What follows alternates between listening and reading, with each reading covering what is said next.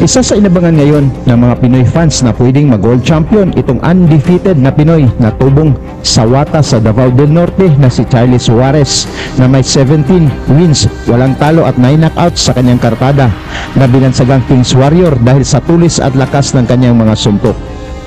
Si Charlie Suarez ang kasalukuyang IBF at IBO Intercontinental Super Featherweight Champion at kasalukuyang rank number 5 sa IBF at 3 beses nang nagwagi ng gold sa Asian Games at lumaban na rin sa Olympics para sa Pilipinas. Ngayong September 20, 2024, makakatapat sana ni Suarez ang undefeated American na si Andres Cortez na umatras sa laban, kaya pinalitan siya ni Jorge Castañeda Jr. na may record na 17 na panalo, 3 talo at 13 dito ay sa knockouts. Ang laban nila ay magiging undercard sa super middleweight fight nina Munguia at Bazinian na gaganapin sa Desert Diamond Arena sa Glendale, Arizona, USA. Hindi basta-bastang kalaban si Castañeda mga tol dahil galing siya sa knockout na panalo at hawak ang WBC International Silver Super Featherweight title. Habang si Suarez naman nakuha ang atensyon ng mundo ng boxing nang talunin niya ang undefeated Australian champion na si Paul Fleming sa isang malaking upset. Dahil dito kinuha siya ng top rank promotion ni Bob Arum at naghahanda para sa World Championship fight. Matapos nakuha ni Suarez ang IBF Asia Super Featherweight title nang pinasuko niya ang Indonesian superstar na si Difri Palulu, nabigyan si Suarez ng malaking laban sa kanyang karera. Nakatapat niya ang undefeated champion na si Paul Fleming ng Australia. Si Fleming na may record na 28 na panalo, walang talo at 18 dito ay sa pamamagitan ng knockouts at may hawak ng 4 na titulo, ang IBF Pan-Pacific, IBO Intercontinental, WBA Oceania at WBC Asian Boxing Council Super Featherweight. Halika mga tol, ating balikan itong laban ni Suarez kontra kay Fleming na ginanap sa Sydney, Australia.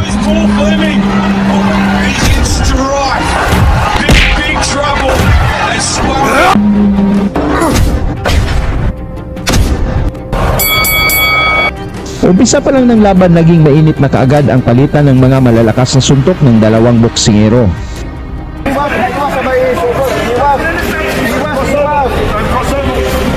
Yan, yung puto na yung mga umiiwas-iwas.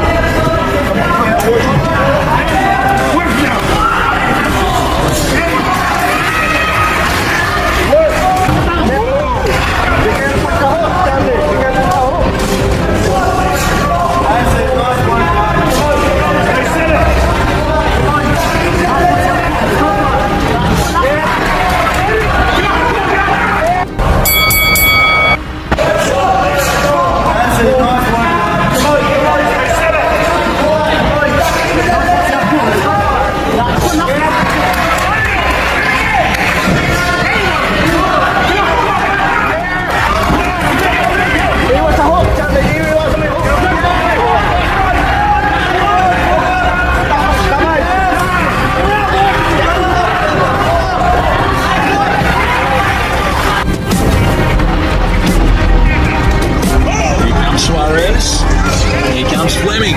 Turns him and comes back. Suarez covers up well. Sa ikatlong round, mas naging maaksyon ang laban at talagang hiyawan ang mga fans ni Fleming, ngunit hindi natinag ang ating kababayan.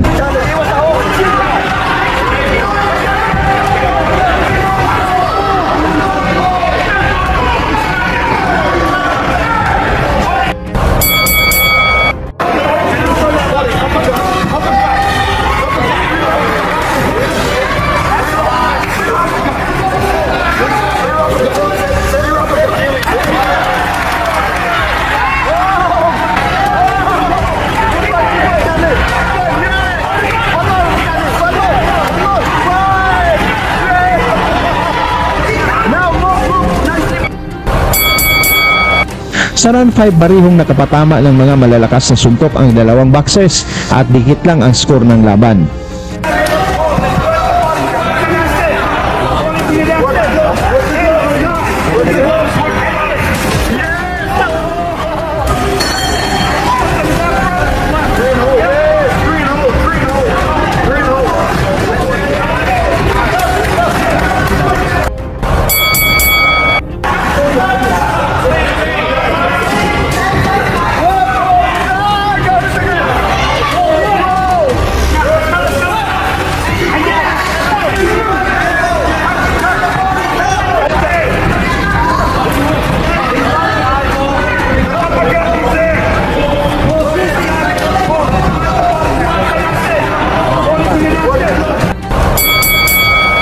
Tuloy ang aksyon dito sa round 7 kung saan wala pa ring nagpapatalo sa dalawang undefeated boxers.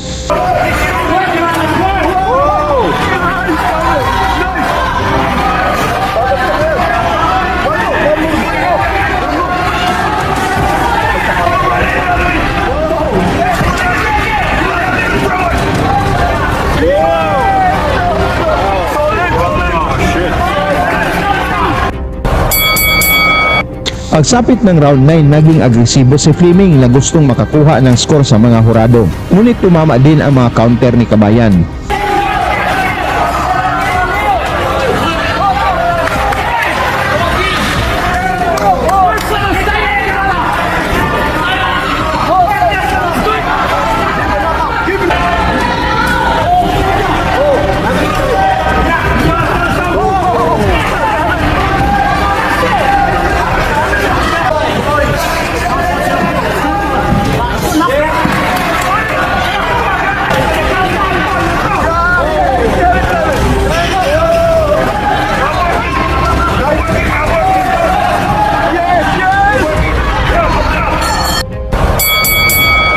Sa round 11, alam ng kampo ni Suarez na mahihirapan silang manalo kung umabot sa desisyon sa teritoryo ng kalaban, kaya sinikap niyang babagsakin si Fleming.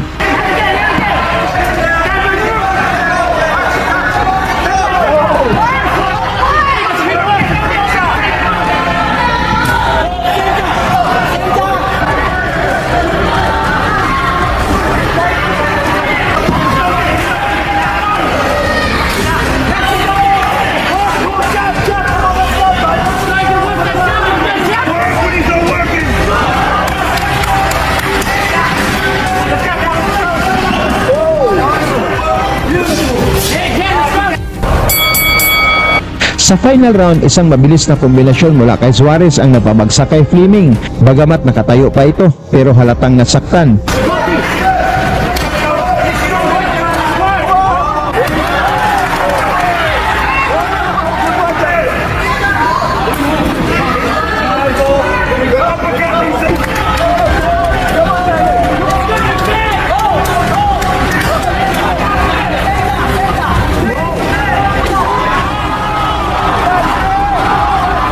Hindi na nag-aksaya ng oras si Suarez at inatake na ang champion hanggang sa inawat ng referee ang laban na nagbigay kay Suarez ng technical knockout na panalo.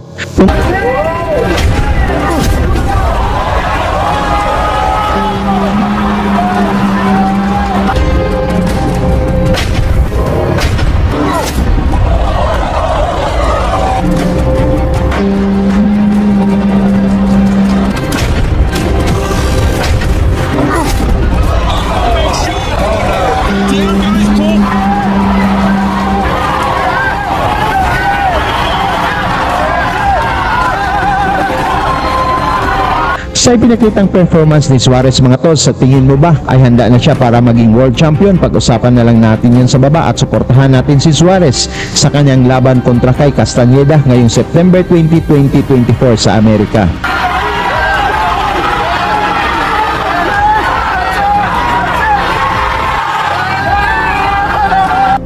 Sundan, huwag magpapahuli. Pag-usapan ni bakbakan, balita niya at laban. Mga Pinoy na di nagpapagapi. Salamat sa mga suporta na lagi nandyan.